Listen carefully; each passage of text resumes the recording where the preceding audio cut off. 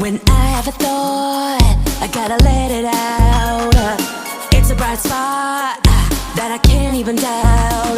My opinions, my point of view, even if things are a little chopped and screwed. So yeah, even if you disagree. So yeah, even if I'm not in your pedigree. So yeah, especially if you agree. So yeah, so yeah. Good morning, good afternoon, good evening, wherever and whenever you're listening to it. Welcome to the So Yeah podcast with your girl, the cheetah sister of them all, Caroline M. Diamond. Yeah. Today I would like to talk about something that has been on my mind for a very long time. And I have like a notes app on my phone, and whenever I think a thought, I write it down in my notes app to talk about on the podcast. And this topic today is none other than pop hymnals. Walk with me. Okay, stop, Caroline, focus. So, obviously, I'm a pop culture queen. I love pop music. I will forever and always love it. I think that people who do not like pop music are liars. And it's for real. But there are some pop songs that are basically church gospel songs. Okay, not praise pop, because praise pop is a little bit different. That's like The Ordinary with that Alex Warren character. Hate that song, but that's like praise pop, okay?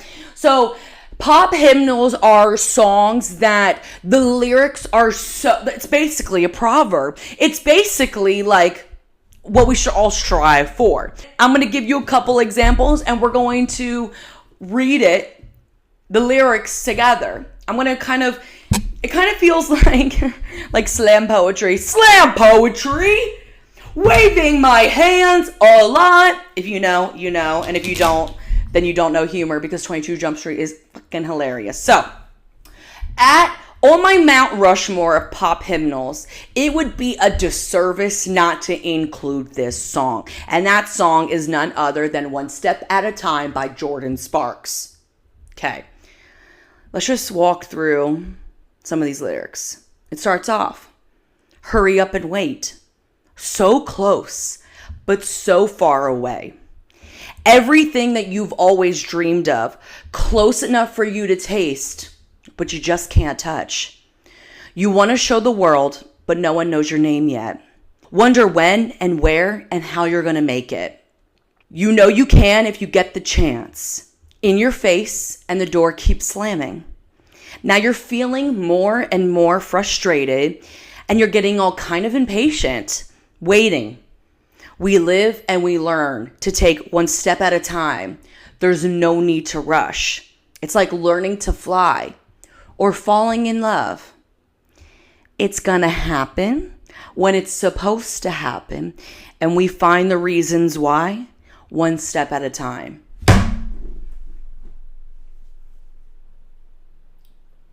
I need you to sit with that for a moment, and it keeps going, and it keeps going, and it keeps getting better. It keeps getting better. Oh my God.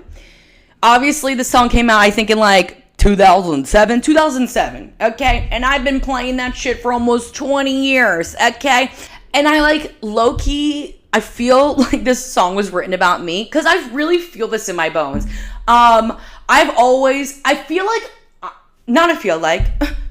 Switch the verbiage, Caroline. I am born to entertain. I was born to entertain. Yeah, I really do. Since birth, I was always, it's my birthright to entertain. And I, on the podcast, I've been vulnerable. And it was a hard year last year, if I'm being honest, the past couple of years, or 5 or 12. No, I'm just kidding. The past few years have been really difficult. And I feel like I've been going forward and pushing myself, and there's really no end in sight. And I just feel like I'm destined for greatness, and I just got to relax into the timing. So One Step at a Time by Jordin Sparks is on my Mount Rushmore. Another song on the Mount Rushmore of the pop hymnals is none other than Unwritten by Natasha Bedingfield. Okay, we all know this song. This song came out in 2004. Let's read the lyrics. I am unwritten, can't read my mind. I'm undefined.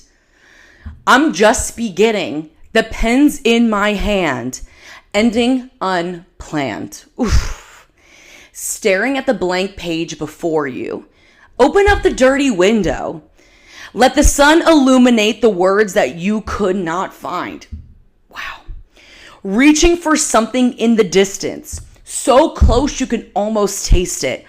Release your inhibitions. Feel the rain on your skin. No one else can feel it for you. That's important. Only you can let it in. No one else. She says it again. No one else can speak the words on your lips. Drench yourself in words unspoken. I have chills. Live your life with arms wide open. Yes. Today is where your book begins. The rest is still unwritten.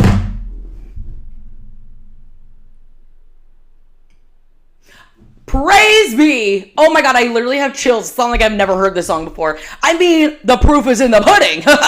Okay, just like one step at a time. It's like, there's so much life to live. We have so much life, love, and life to give. And if you feel stuck, there's still so much time. Start today. Today is the beginning. Today is the beginning. Amen. Another head on my Mount Rushmore of pop hymnals is, but of course, The Climb by Miley Cyrus. I still have chills to this day. 2009 it was written. Let's read it together. I can almost see it. That dream I'm dreaming. But there's a voice inside my head saying, you'll never reach it. We all have that voice. Every step I'm taking, every move I make feels, I'm kind of crying. Lost with no direction. My faith is shaking. My God. But I got to keep trying. Got to keep my head held high. There's always going to be another mountain. I'm always going to want to make it move. Always going to be an uphill battle. And sometimes I'm going to have to lose. That's important. Failing is important. Ain't about how fast I get there. Ain't about what's waiting on the other side. It's the climb. Chills. I'm tears pricked behind my eyes. Again, it's not like I haven't heard this song 5 million fucking times. It's incredible. Show-stopping. I feel this. It's, we're always going to be striving for something, reaching for something. The goals are always looking upwards, and sometimes you don't know, like, when we're always looking forward, we kind of we forget that, like, this moment that we're presently in is something that I've manifested 10 years ago, 5 years ago, 3 years ago. We can get wrapped up in that, and it can just be like, yo, like, why don't we just take a second? This is part of my destiny too.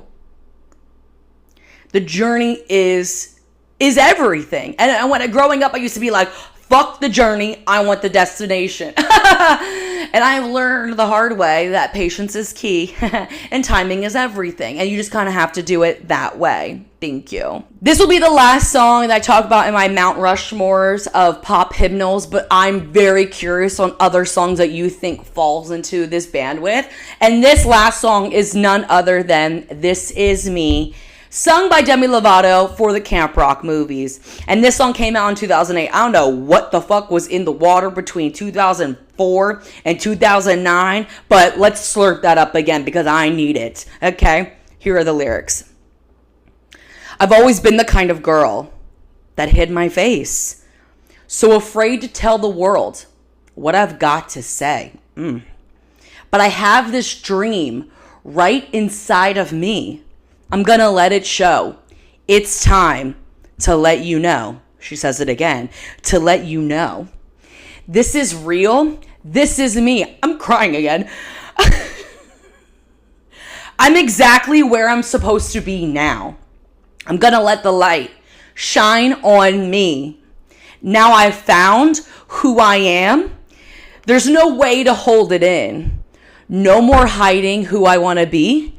This is me. Like, I'm at church. Like, I swear to God, I'm at church. What the fuck?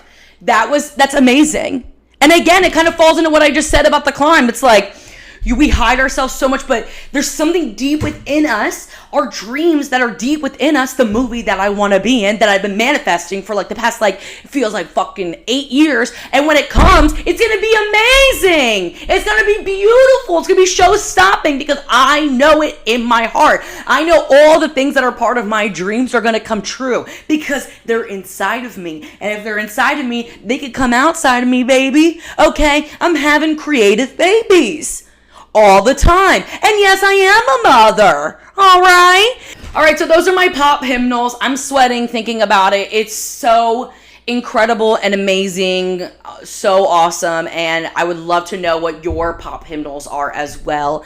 And let's be in this cult together. I mean, religion is a cult. That's another topic.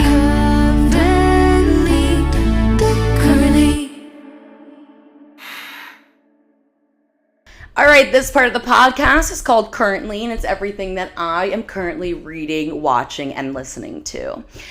As for reading, I am in the trenches of the Heated Rivalry series, so that's all I'll be reading about for the next few weeks. So I feel like I don't really need to divulge in everything, and also I don't want to give spoilers to future seasons of the show, so you should just read the series as well. Very easy to read, very smutty. Mwah.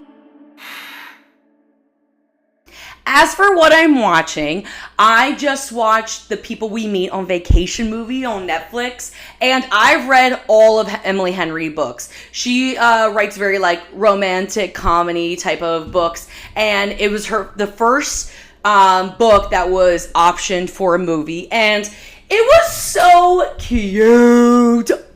I was kicking my feet. I liked the book. Like, her writing style is like, it's not, award-winning literature, but am I? No, but people still enjoy me too, okay? Facts. So the movie is really good. It's about these two friends that met in college, and no matter where they're at in life, every summer they're gonna go on a vacation together, no matter where they're at in the world. So they pick a bunch of different locations, and imagine a man every summer that you're dating going on a trip with another woman. No. Oh, fuck no. And obviously, they fall in love. Loved it. It was amazing. And they had this cute little dance scene, Forever Your Girl, by Paula Abdul. And I just love the twinkle in that song. And that movie was so good. I gave it a 4.5 stars on Letterboxd, and I loved it. What else is there to say other than I loved it? Let's start making romantic comedies again, please. I need it. There's a drought of romantic comedies. I need it. Please. If you've been listening to the podcast, which I know most of you have, I've been doing a Madonna deep dive discography. And I was so excited to enter this phase of Madonna. And the album that I want to talk about is Erotica. Okay, this album came out in 1992. And obviously this is 30 plus years ago. And at the time, obviously, sex was still taboo, right? And Madonna is the biggest pop star in the world. She comes out with this album that is tethered to this book, very explicit book, shot by Steven Meisel. With if you're a fashion girly, you know exactly who that icon is. And it was basically a sex book, namely called Sex. And it's a lot of BDSM and sexual positions, legs are spread, holes are seen, okay? So, obviously, at the time, it was hit with a bunch of dismay and oh, shame that whore, you know what I mean? And what's crazy is, as everything is that like pushes the envelope at the time, it's regarded later with such like iconography. I could tell listening to this album that album has inspired so many pop girls like Janet, my girlie Addison Rae. You know I love Addison Rae on the podcast. And honestly, just the scope of the pop music landscape. Like, and I've known that Madonna is the curator of pop culture. Listening to her music, I think that Madonna is underrated. I really do, because everything that she has given us, people are still not like foaming at the mouth for. And I think that they should, because she is truly like one of motherfucking one. She is the queen of pop. None of these other pop bitches wish. None of these pop bitches would even exist without Queen Madonna. Okay? So I need everybody to start putting respect on Madonna's name. Amen. So, honestly, I would say that at this point, this album, Erotica, would be my number one album that I've listened to of Madonna's. And when I look at all the songs that I've saved, I basically saved like the entire album. Yeah. I mean, it's hard to pick one. I mean, Erotica is amazing. Deeper and Deeper I've known. Bad Girl. She has this cover of Fever. Never know how much I loved you. Never know how much I care. That song, she literally covers it, and it's sexy. Okay, so I love the album. I would say it's at the top. It's at the top rung of Madonna, and I love that she pushed the envelope and she wasn't afraid to really explore her sexuality without being like. I mean, at the time it looked like it was trashy, but I think it's beautiful. Because now everything is sex. The Madonna experience. Amen.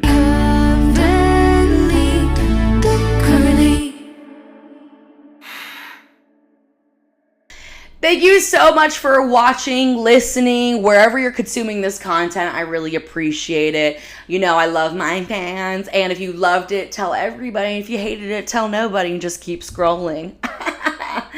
Yeah, baby. Yeah. All right. So, yeah.